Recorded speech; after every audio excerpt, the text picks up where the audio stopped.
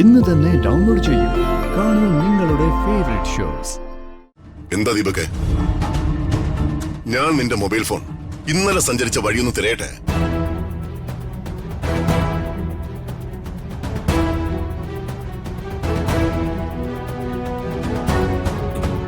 വേണ്ടമ്മ.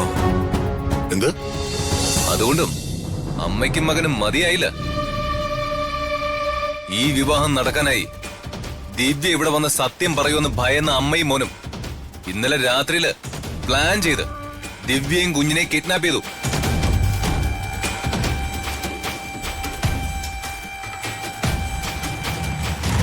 ആ കോൺഫിഡൻസില് ദിവ്യ ഒരിക്കലും ഇവിടെ വന്ന് പ്രശ്നം ഉണ്ടാക്കില്ല എന്ന് സമാധാനിച്ചിരിക്കുകയായിരുന്നു അംബിക മാഡവും ദീപക് സാറും. ദിവ്യയുടെ മുഖം എല്ലാവരുടെ മുമ്പിൽ വെച്ച് കണ്ടപ്പോ അംബിക മാഡം ഞെട്ടിയത് ഇവിടെ കുറച്ചുപേരെങ്കിലും ശ്രദ്ധിച്ചു കാണുമല്ലോ.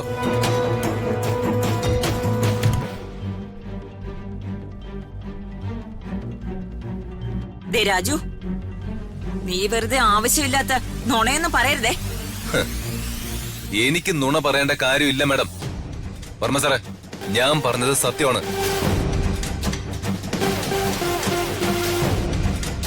ദിവ്യേ, രാജു പറഞ്ഞതൊക്കെ സത്യമാണോ? അതെ വർമ്മ സാറേ, സത്യമാണ്.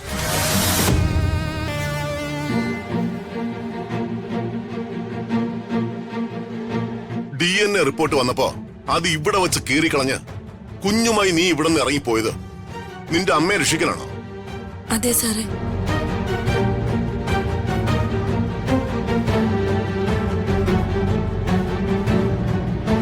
അത് ഞാനെങ്ങനെ വിശ്വസിക്കും? എന്താണ് അതിന് തെളിവ്?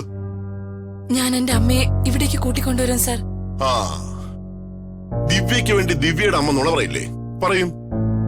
മക്കളുടെ നന്മയ്ക്ക് വേണ്ടി അമ്മമാര് ചിലപ്പോ ചില നുണകളൊക്കെ പറഞ്ഞെന്ന് വരും. അപ്പോ ദിവ്യയുടെ അമ്മ പറയുന്നത് എനിക്കെങ്ങനെ വിശ്വസിക്കാനാവും? ദിവ്യ തന്നെ ഇതിന് മറുപടി പറയേ.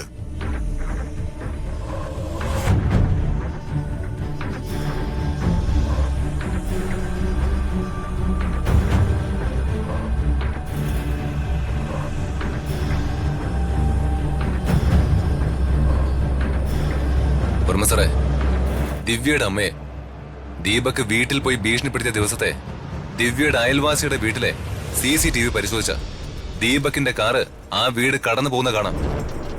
ഇതെന്ത് തെളിവാ? എന്റെ കാർ പോയ വഴിയെല്ലാം നടന്ന കുറ്റകൃത്യങ്ങൾക്കൊക്കെ ഞാനാണ് കുറ്റക്കാരനെന്ന് പറഞ്ഞാൽ ഞാനെങ്ങനെ സമ്മതിക്കും? വർമ്മ സാറേ, ഇത് കണ്ടോ? ഇന്നലെ രാത്രി മുതല് ദിവ്യയുടെ കൈ കെട്ടിയിട്ടിരുന്ന കയറിന്റെ പട അത്.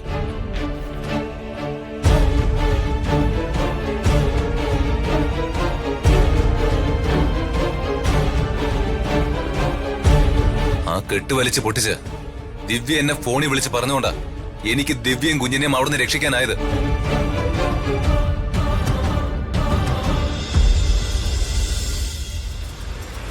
വാടക ഗുണ്ടകളിൽ നിന്നും ദിവ്യയെ ഞാൻ രക്ഷിച്ച സ്ഥലത്ത് ദീപക് ഇന്നലെ ഉണ്ടായിരുന്നെന്ന് സൈബർ സെല്ലിൽ നിന്ന് റിപ്പോർട്ട് എടുത്ത വർമ്മ സാറിന് എല്ലാം മനസ്സിലാവും.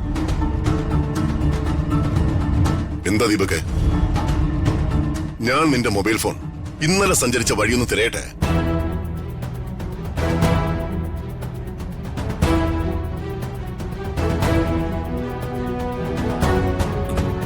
വേണ്ടമ്മ. എന്ത്? വേണ്ട.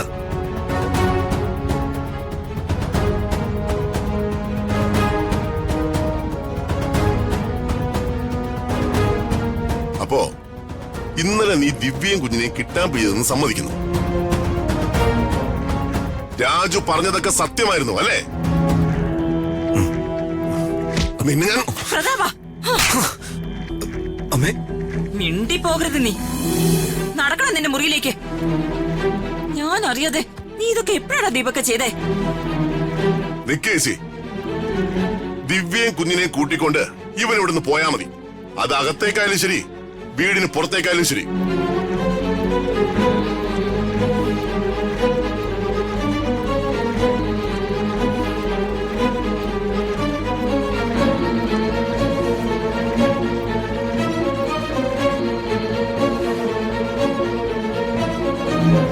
അളിയ, ദിവ്യയുടെ കുഞ്ഞ്. ആ ഇപ്പൊ കൊണ്ട് കളിയാ.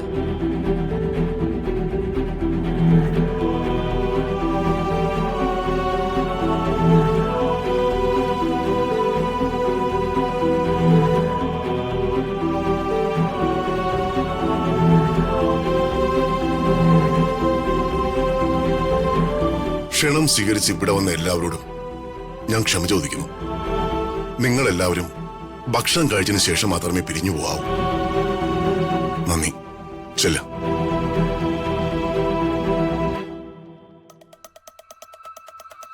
ഈശ്വര, നീ എന്റെ പ്രാർത്ഥന കേട്ടു. നന്ദിയുണ്ട്, ഒരുപാട് നന്ദിയുണ്ട്. ഇനി എന്റെ മകളുടെ ഇഷ്ടം പോലെ അവൾക്ക് രാജുവിനെ വിവാഹം ചെയ്യാലോ.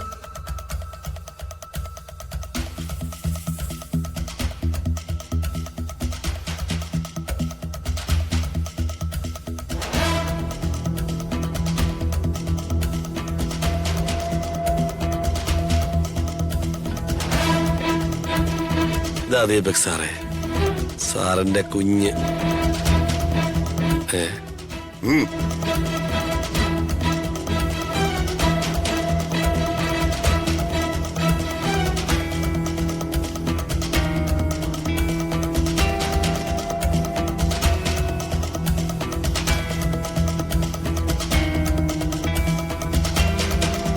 വർമ്മ സാറേ,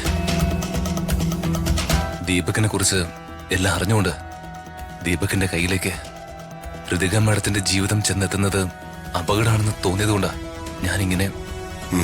എനിക്കെല്ലാം മനസ്സിലായി രാജു.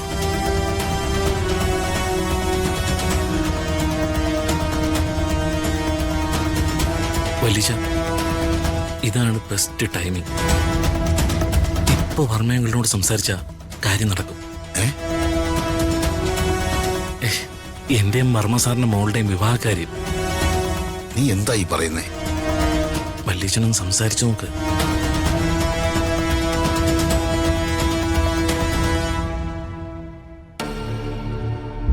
വർമ്മേ, എടോ, ഐ എം റിയലി സോറി. എന്താ പറയണ്ടെന്ന് എനിക്കറിയില്ല.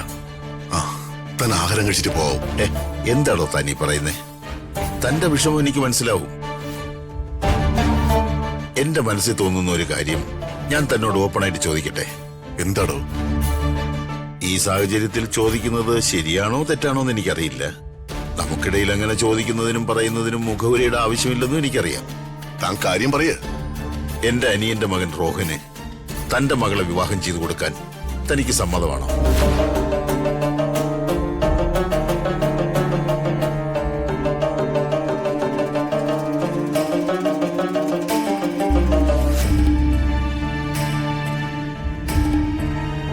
എന്താണ് അവിടെ നോക്കിയിരിക്കുന്നേ? നിന്നോട് ഇവിടുന്ന് പോകാൻ ഞാൻ പറഞ്ഞതല്ലേ? പറഞ്ഞത് കേട്ടില്ലടാ, പോകാൻ. ഇനി നിന്നോട് ഞാൻ പ്രത്യേകിച്ച് പറയണോ? പാടി നടക്ക്.